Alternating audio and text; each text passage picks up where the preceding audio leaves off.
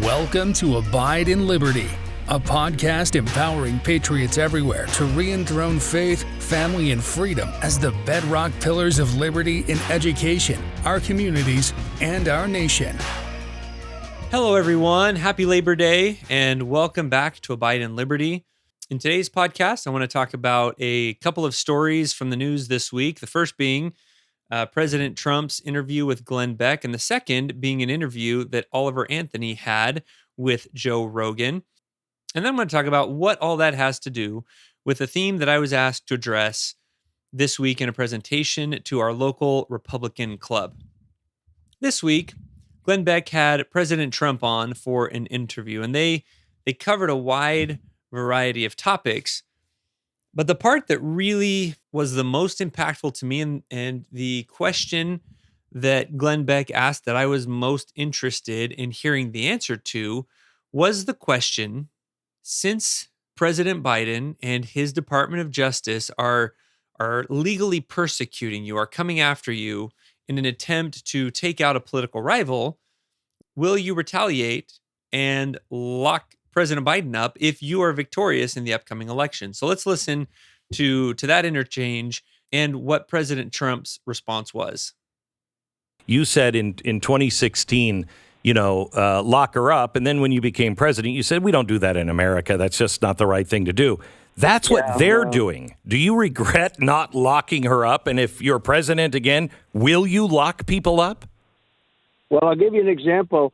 The answer is you have no choice because they're doing it to us. I always had such great respect for the office of the president, the presidency, but the office of the president, and I never hit Biden as hard as I could have. And then I heard he was trying to indict me, and it was him that was doing it. Now, those who have been listening to this podcast for a while will understand that I would probably find that response incredibly troubling. The idea that because someone has done something to you, you are honor bound, or there's no option left to you except to respond in kind is completely preposterous. First of all, if our founding fathers had followed that same logic that we're somehow required to simply follow what has always been done, that we're simply required to retaliate in kind, our country wouldn't exist in the first place. The French Revolution took that approach, the retaliate, the vengeance approach, and that led to what history has called the Reign of Terror. This was a terrible time. It was a terrible idea, and it did not make the people, either those who were persecuted or those who were the ones persecuting, any happier or any freer. Thomas Jefferson didn't retaliate in kind during the very first couple decades of our country's history. After the war had been won, after the Constitution had been ratified, we have President George Washington, and then after he stepped down, President John Adams. And during that whole period, when their party, the Federalist Party that George Washington and John Adams belonged to, when that party was in power, they passed a law that was called the Alien and Sedition Acts, and it basically prohibited people from criticizing the government, and particularly those at the highest levels of government, trying to keep the president in particular untouchable, as well as the congressmen and the senators that supported them. Now, on the flip side of that, on the losing end of that law were the anti-federalists, of which Thomas Jefferson and James Madison were particularly prominent. This was their party. And when the Federalists lost power, an anti-federalist Thomas Jefferson took to the White House, thank goodness that he didn't take the attitude that President Trump is vocalizing right now and retaliate by putting John Adams or George Washington into jail. That would have been the end of the American experiment as we knew it. But cooler heads prevailed. They struck down the Alien and Sedition Acts, which allowed his critics to criticize him, which allowed Thomas Jefferson's critics to criticize him. So he could have easily said, well, John Adams started it, and now I guess I have to finish it. We're now stuck in this this position where whatever party is in power gets to persecute the other. And what that leads to is inevitably one of those parties wins. And we end up with Russia, which is a republic only in name, and ridiculous elections where Putin somehow wins by 90 something percent. That doesn't happen in a real republic and in real democratic processes.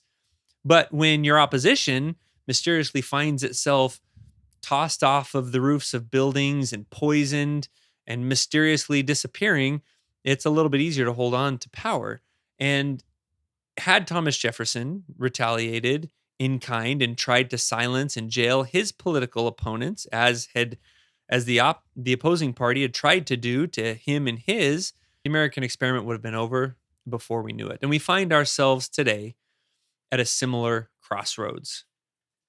The path of vengeance, the path of getting even, the path of you did it first, so now I'm going to do it back to you is an option. And as I pointed out, it's not a good one historically. This is what leads to banana republics. It's what leads to dictatorship. And it could be either one of these parties could end up victorious. And quite frankly, I don't want either of them to end up as supreme dictator. But there is an option where we elect somebody who, like Thomas Jefferson, like James Madison, like Christ, is willing to put their own feelings aside and do what is right for the country long term. And in no way, shape, or form is turning to vengeance and getting even the right answer. We're not in kindergarten anymore. We're not in elementary school where if you color on my paper, I the only thing that's fair is I get to color on yours. I mentioned that I had the opportunity to go and give a presentation at the local Republican club here. I was invited because of the role that I play in Liberty Youth Academy, which is a nonprofit. And as a nonprofit, we don't promote any particular political party or any particular candidate. However, any place that will allow us to go share a message of faith, freedom, and the importance of the family, in particular, getting all three of those things back into schools, I will go and share that message anywhere and everywhere that I'm invited to do so. But during the course of this discussion, I brought up a similar statement that vengeance isn't the answer, that anger isn't the answer. And one of the gentlemen there, we'd had a good conversation beforehand. He's a great guy, but he mentioned that anger is actually a very motivating and a powerful influencer to get people off the couch and doing something. And that, in fact, he'd been angry about what he's been seeing happening in our country for the last 20 years. And it had been very effective at keeping him moving and keeping him active. And in response, I pointed out that, anger can be motivating, but it typically has a short shelf life. And that's when he brought up, well, it's kept me going for 20 years. However, if we're going to save this republic, we have to be in a position where we can be persuasive and where we can respond in ways that will create lasting, permanent, positive change for the republic. And when anger dictates those decisions, that is not okay. If anger is what maybe gets us up off the couch, maybe that's okay. But it can't be what guides our decision making. It can't be you hurt my feelings, so now I'm going to hurt yours. That simply is not going to cut it. And when you look about movements and those in history who have made the greatest and the most lasting positive change, or change in general, let's not even call it positive, but any kind of change, Christ stands out in a really big way. And he was bold. He turned society and the world on its head, but he did it in a way that was from a position of love and not anger. On the other hand, you have people like Hitler and Mussolini and others who tried to implement change, and many of them did implement it, at least for a short time. But none of those movements have lasted. They may have, the Nazi regime or communism may have succeeded in forcing people into following their precepts, but they did not convince and convert hearts and minds. So anger might be very motivating, but it doesn't tend to be very persuasive. And those who are are pushing Marxist philosophies and communist philosophies in this country are using anger to silence and shut up their opposition. Now, they may succeed in getting folks like you and I to just keep our mouths shut because we don't want to deal with all the yelling and, and all the other craziness that they're using as tactics to get their way. But have they persuaded us in our hearts and in our minds? No. That's not persuasive. So if we want to be persuasive, if we want to create a lasting movement, lasting positive change is not built on anger and hatred and vengeance. It simply isn't. And you would be hard pressed to find any instance in history. I actually defy you to try and find any instance in history where that has proven an effective foundation for peaceful society. It's not there. Now, I want to contrast this interview with President Trump with an interview that Oliver Anthony had on the Joe Rogan show. So if you've been living under a rock, this is a guy who, until a couple weeks ago, had a very small YouTube channel where he was singing heartfelt songs to a small community in a small channel of, I don't know, a couple dozen people. This was not a big name, but one of his songs was discovered and through some conservative media outlets became the top charting song in America for quite a long time. In being interviewed, he kind of opened up. I mean, this was someone who nobody knew 2 or 3 weeks ago, and now everybody knows. And in that short amount of time, went from complete obscurity to interview on the Joe Rogan show. He shared a story, and I believe this took place about 6 months ago, where he had been struggling with alcohol abuse to kind of drown out his sorrows, looking at the condition of the world and just feeling powerless to do anything to fix his situation. And he went to the hospital because he was having such a rough time. And afterwards, he was sitting in his car, he says. He hit what he felt like was rock bottom. He couldn't go on. He couldn't do anything else on his own. And then and there, he had a moment with God where he agreed that if he could get help to get out of this hell that he was living in, that he would spend the rest of his life turning his will and his life over to God.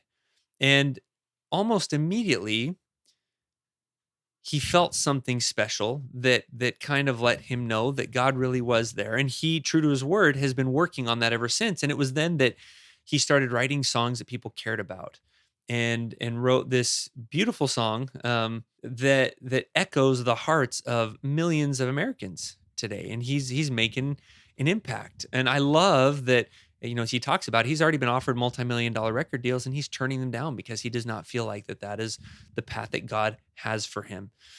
And the big question that everyone has been asking is why is this song resonating? Why is Oliver Anthony resonating with so many people? And I think it's because the answers we're looking for, there's something deep down inside us. We know somehow that the answer we're looking for is not in politics.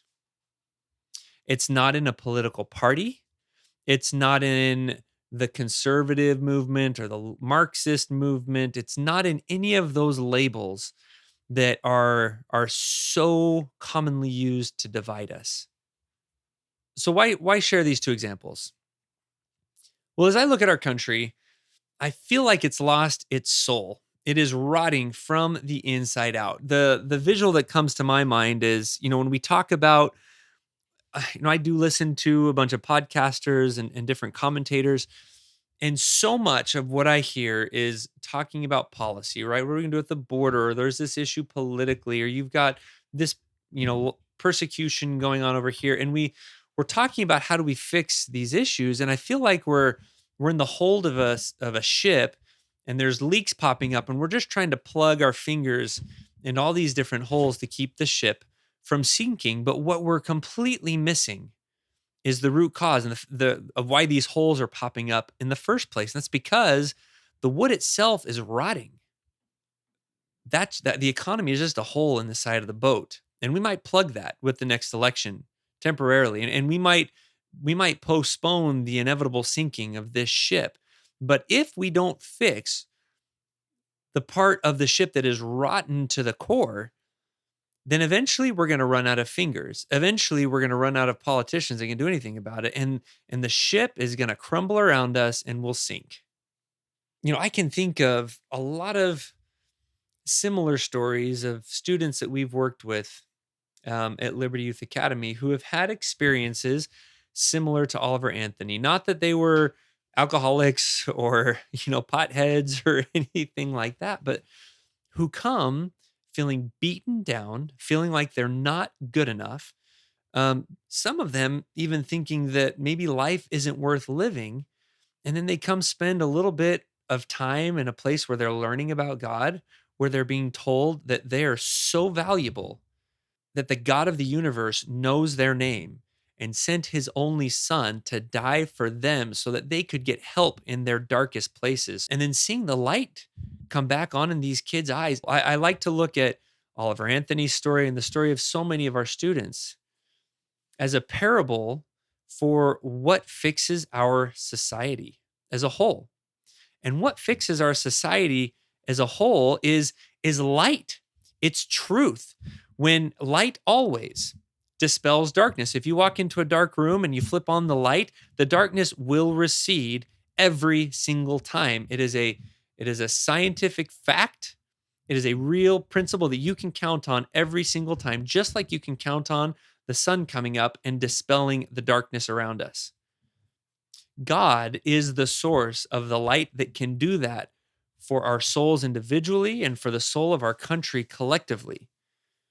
But if God, the source of that light and truth, is booted out from our schools, is kicked out of our courts, isn't allowed in the public sphere, isn't allowed as part of the conversation in our halls of government, if that light is turned off, and it has been effectively in so many aspects of our culture, then why are we surprised that we're left with darkness and confusion and chaos and hatred and anger and vengeance? What else would replace the light that we have intentionally snuffed out? Now, some may argue, and I know that this is a common thought out there, that Christianity is all well and good, but it's time for action. It's time for decisive action. We need someone who's tough as nails to get in there, shake things up, stir up the hornet's nest, and be mean, quite frankly. And that was kind of a lot of what gained Trump his popularity and got him a lot of momentum in the first place. We need a mean guy in there. And there are a lot of policies that he implemented that I do like. And it is true that we need someone with a tough skin in the Oval Office, someone who will stand up for what's right no matter what. But God and Christ and faith in them is not pacifist, and it's not just let everyone roll over you. That is not what it means. Christ himself is the perfect example of this. He turned society on its head because he boldly and unapologetically taught truth and defended it to the last breath. And to see the difference between the Christ-like way of doing things and the vengeance way of doing things, you have to look no further than compare the American Revolution with the French Revolution. So in short, we absolutely must stand up against evil behavior, evil practices, evil teachings, and evil trends, but we must never lose sight of the fact that those who are caught up and captured by that evil, and maybe even promoting it themselves, are still children of God. Their souls are still precious. So attack evil, but we still have to have charity for all. We still have to love our enemies and do good to those who hate us and who would despitefully use us and persecute us. Those two things are possible. And if we want to figure out how to balance those in our lives, it's time we crack open our scriptures. It's time we bring the Bible back into our schools so that we can teach ourselves first and then teach the rest of society how to make that happen, because it is possible. And there's a great guidebook for how to do it. We just got to blow the dust off and immerse ourselves in it again. So as we've tried to do that in our family, this week during our family scripture study, we came across these 4 or 5 verses from 1 Corinthians 19. And I want you to think as I read this, how different our country would be if we were to implement just one of these things. This is Paul's conversation with the Corinthians about charity. He says, charity suffereth long and is kind. Wow, we could just implement that one. Charity envieth not. Charity vaunteth not itself, is not puffed up. If we were just humble and willing to accept God's help, how different would this country be? Doth not behave itself unseemly. So charity doesn't behave itself unseemly. Man, if we all had charity in that way, and the unseemly behavior that is just dripping from our schools, from our streaming services, from our music and our movies and our TV shows and our public behavior, wow, how different. If we just stop behaving unseemly. Charity seeketh not her own, is not easily provoked, thinketh no evil, rejoiceth not in iniquity, but rejoiceth in the truth. Well, there goes Pride Month. We have a whole month dedicated to rejoicing in iniquity. Beareth all things, believeth all things, hopeth all things, endureth all things. Charity never faileth. But whether there be prophecies, they shall fail. Whether there be tongues, they shall cease. Whether there be knowledge, it shall vanish away. But charity never faileth. So going back to that conversation I had with the gentleman at the Republican Club, anger will vanish away at some point. Maybe you've lasted for 20 years, but anger never faileth is not a thing. Charity never faileth. And if we want lasting change, we have to be built on that. I feel like I've rambled on about this enough. This is a topic I've talked about many, many times, but this week it became so blatantly apparent as so many in our country are rallying behind the idea that getting even with this legal persecution of conservatives is the right way to go. It's the only way to go. We have no choice. That is wrong. So what I hope you take away from all of this is that as you're considering who to vote for and who to elevate in leadership in your communities, in your states, and in the country as a whole, when you look at those candidates, can you honestly say that they're playing for Team God? Not Team Republican, not Team Democrat, not Team Conservative, not Team Liberal, not Team Right, not Team Left, but Team God. Are they playing for his team? Are they willing to put God's will into action over every other consideration? If you can look at them and then talk to your young sons and your young daughters and say, wow, if you could become like him, if you could become like her, there's a person that you can aspire to become like. If you can't say yes to any of those questions, then we need to find somebody else. Those people are out there, and we desperately need them. Thank you for listening to Abide in Liberty. Make sure you subscribe so you don't miss any future episodes, and share this with friends and family. In the meantime, keep up with the show online at abideinliberty.com. Also, if you'd like to help our K-12 bless and educate more families, contact us by visiting libertyyouthacademy.org. Until next time, be on the alert, stand firm in the faith, and be strong.